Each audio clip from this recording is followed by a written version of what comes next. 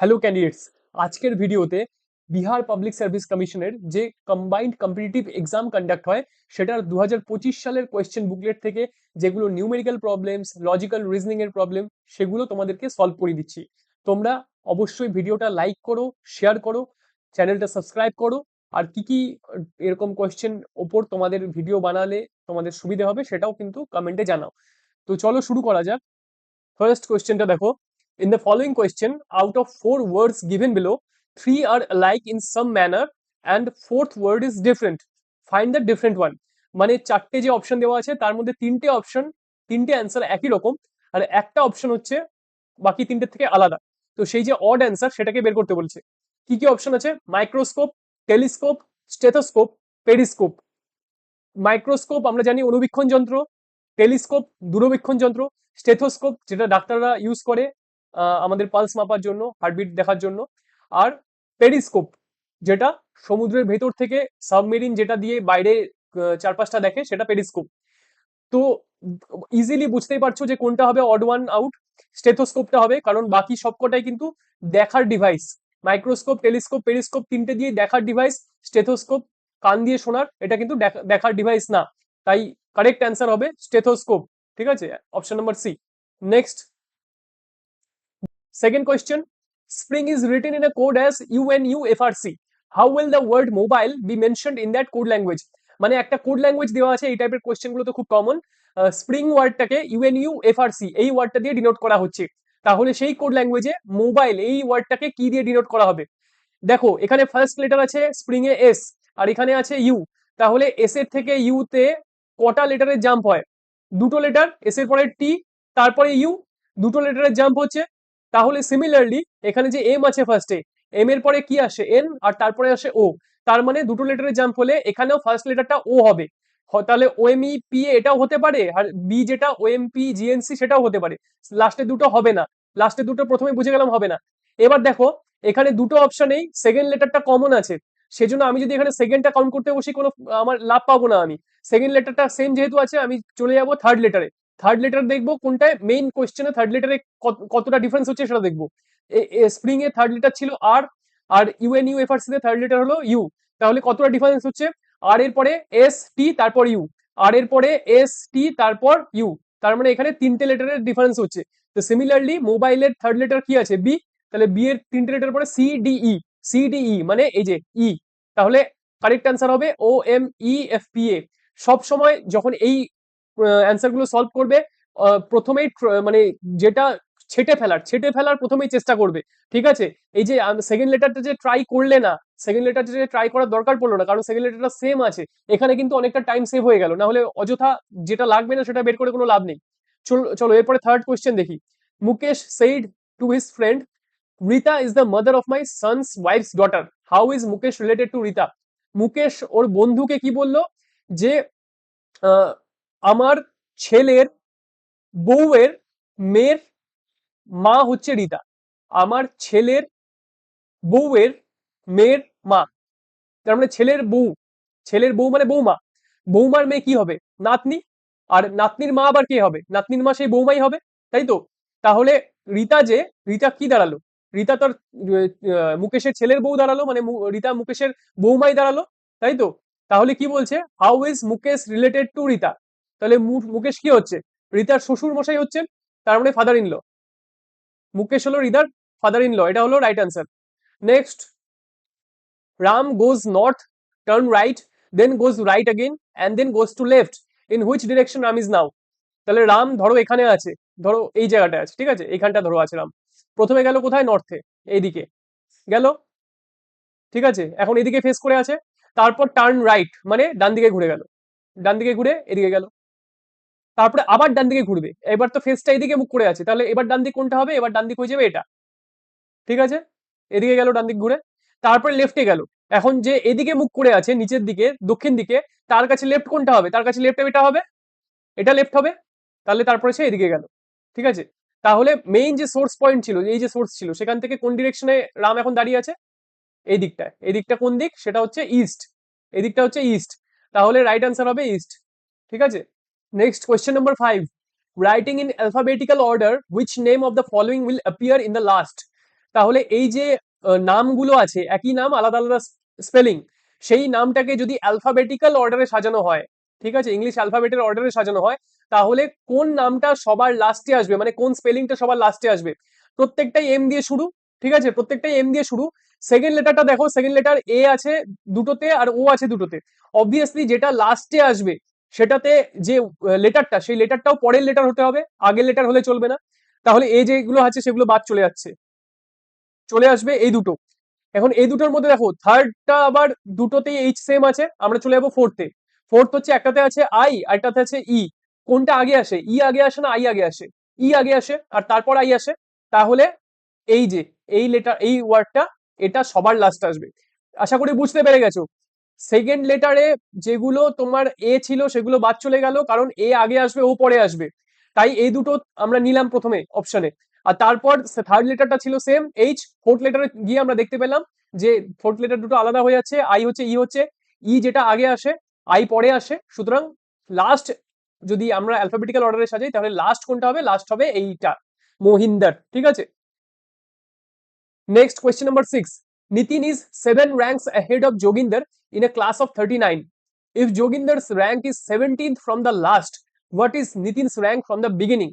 মানে একটা ক্লাসের র্যাঙ্ক অনুযায়ী 39 জনকে সাজানো হয়েছে, ক্লাসের র্যাঙ্ক অনুযায়ী 39 জনকে সাজানো হয়েছে। নিতিনের র্যাঙ্ক যোগিন্দরের র্যাঙ্কের থেকে 7টা র্যাঙ্ক আগে। নিতিনের র্যাঙ্ক যোগিন্দরের র্যাঙ্কের থেকে 7টা র্যাঙ্ক আগে। যোগিন্দর যদি লাস্টের থেকে 17th হয়, 17তম হয় লাস্টের থেকে, তাহলে নিতিনের র্যাঙ্ক প্রথম থেকে কত হবে? লাস্টের থেকে না কিন্তু, প্রথম থেকে কত? তো যোগিন্দরের র্যাঙ্ক লাস্টের থেকে 17, লাস্টের থেকে 17 হচ্ছে যোগিন্দর।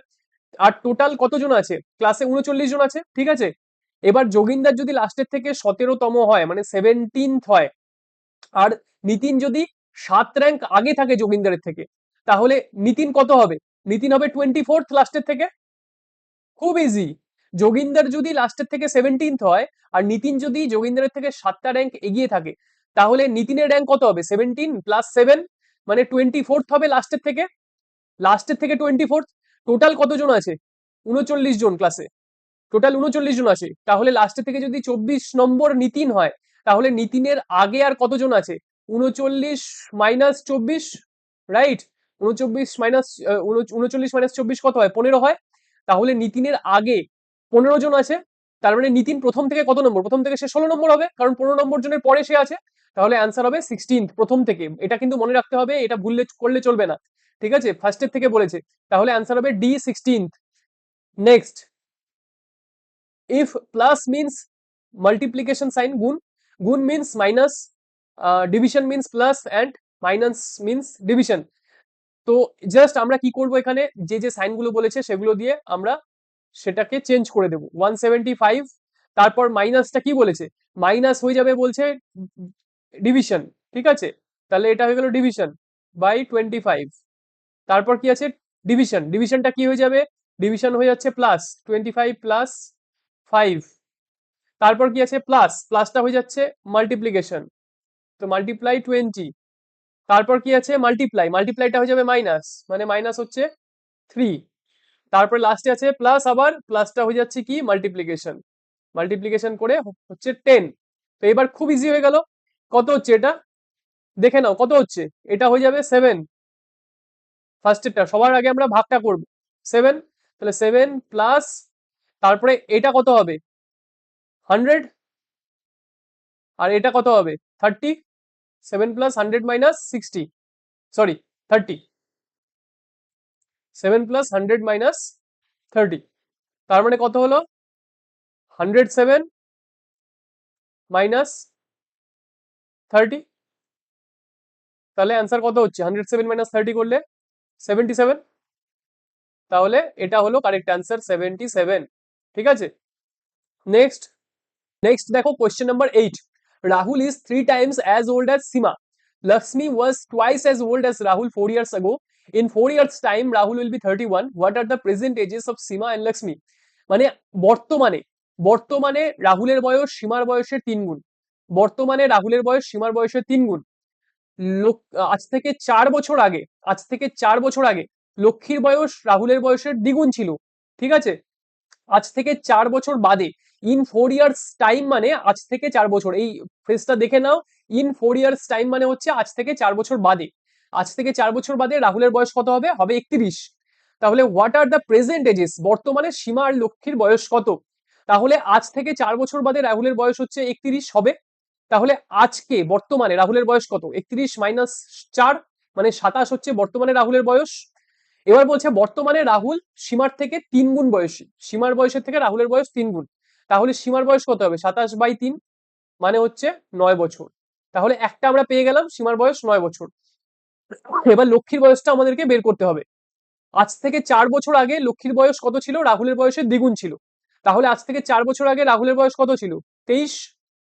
লক্ষ্মীর বয়স তার দ্বিগুণ ছিল, তার মানে 23 × 2, মানে আজ থেকে 4 বছর আগে লক্ষ্মীর বয়স ছিল 46, 46। তাহলে আজকে লক্ষ্মীর বয়স কত হবে? 46 + 4 মানে 50 হবে।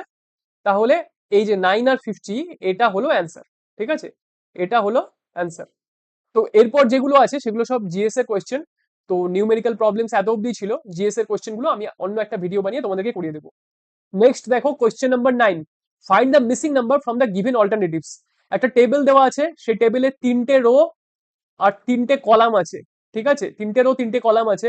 তো এই যে টেবিলে একটা ব্ল্যাঙ্ক আছে আর বাকিগুলো নাম্বার দেওয়া আছে, এখানে কোন প্যাটার্নে এই টেবিলটা বানানো হয়েছে সেটা আমরা যদি বুঝতে পারি তাহলে পরেই বুঝে যাব যে মাঝখানে কোন নাম্বারটা আসবে। তো প্যাটার্নটা দেখি আমরা। প্রথম রোটা দেখো, 28, 20, 7, 28, 20, 7। এখানে তোমরা মানে তোমাদেরকে দেখে একটা চোখে দিয়ে আইডিয়া করতে হবে যে কোনটা দিয়ে কোনটা ভাগ যেতে পারে, বা কোনটা দিয়ে আহ, এই যে টেবিলটা, এটা দেখে মনে হচ্ছে একটা কোনো একটা ডিভিসিবিলিটির কোনো একটা ব্যাপার আছে। চলো দেখা যাক। 28কে যদি 7 দিয়ে আমরা ভাগ করি, 28 আর 7 তো 7 দিয়ে তো 28 ডিভিজিবল, তো অ্যান্সার বেরোয় হচ্ছে 4। 28কে 7 দিয়ে ভাগ ভাগ করলে অ্যান্সার বেরোয় 4। আর 20কে যদি আমরা 4 দিয়ে ভাগ করি তাহলে অ্যান্সার বেরোয় হচ্ছে 5। ঠিক আছে, আহ থার্ড যে রোটা দেওয়া আছে সেখানেও 45কে যদি 9 দিয়ে ভাগ করি তাহলে আহ, কি বেরোয়? 5। আর 25কেও যদি 5 দিয়ে ভাগ করি তাহলে বেরোয় 5। তাহলে সেই হিসাবে যদি আমরা দেখি তাহলে 84কে যদি 12 দিয়ে ভাগ করি তাহলে বেরোয় 7। তাহলে কোন মাঝখানে এমন কোন নাম্বার আমরা বসাবো যেটাকে 7 দিয়ে ডিভাইড করলেও এখানে 5 বেরোবে? সেটা হবে 35। ঠিক আছে, এখানে যদি আমরা 35 বসাই তাহলে 84কে 12 দিয়ে ভাগ করলে সেটা হবে 7। 7 দিয়ে আবার 35কে ভাগ করলে 5 বেরোবে। তাহলে পরে আমরা দেখতে পাবো যে একটা প্যাটার্ন কিন্তু এখানে ফর্ম হচ্ছে, এখানে একটা প্যাটার্ন ফর্ম হয়ে যাচ্ছে। তাহলে রাইট অ্যান্সার হবে 35। নেক্সট দেখো, rain is written in a code as $8 %6 and more is mentioned as 7#8 how will remain be mentioned in code language? তো একটা কোড ল্যাঙ্গুয়েজে রেইনকে কি দিয়ে ডিনোট করা হয়েছে আর মোরকে কি দিয়ে ডিনোট করা হয়েছে একেবারে লিখে দিয়েছে। রিমেইনকে কি দিয়ে ডিনোট করা হবে? তো রিমেইনের প্রথমে কি আসে, কোন লেটারটা আসে? আর আসে। দেখো আর তো আমরা রেইন থেকে পেয়ে যাচ্ছি। আর কে কি দিয়ে ডিনোট করা হয়েছে? 8 দিয়ে। তাহলে আর কে 8 দিয়ে ডিনোট করা হলে রিমেইনের ফার্স্ট লেটার যেটা সেটা হবে 8। তাহলে হয় এই অ্যান্সারটা হবে কিংবা এই অ্যান্সারটা হবে, এই দুটোর মধ্যে কোনো একটা হবে। ঠিক আছে, এই দুটোর মধ্যে কোনো একটা হবে। এবার দেখো এই দুটোতে যেটা সেকেন্ড যেটা লেটার, সেকেন্ড লেটারটা কি আছে? 6 আর @। আর এখানে সেকেন্ড লেটার কি আছে? ই। তো ই কোথায় আছে? ই আছে মোড়ে। তাহলে মোড়ে লাস্টের লেটারটা কি? মোড়ে লাস্টের লেটার আছে @। তাহলে এখানে সেকেন্ড লেটার @, মিলে যাচ্ছে। তাহলে অ্যান্সার হবে এটা। ঠিক আছে, অ্যান্সার হবে এটা। খুবই ইজি ছিল এটা, একেবারে ইজি। তো এরপর যেগুলো আছে সেগুলো সব জিএস এর কোয়েশ্চেন। তো নিউমেরিক্যাল প্রবলেমস এত অব্দি ছিল, জিএস এর কোয়েশ্চেন গুলো আমি অন্য একটা ভিডিও বানিয়ে তোমাদেরকে করিয়ে দেবো।